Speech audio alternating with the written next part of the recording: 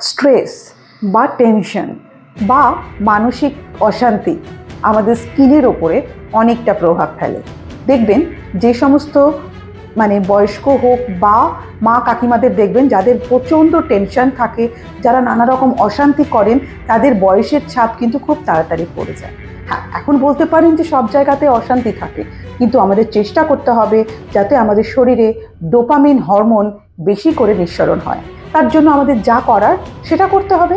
যার সঙ্গ ভালো লাগে, মন যখন হ্যাপি থাকে তখন আমাদের ডোপামিন হরমোন নিঃসরণ হয়। তবে সেটা করতে হবে ছোটোখাটো জিনিসের মধ্যে।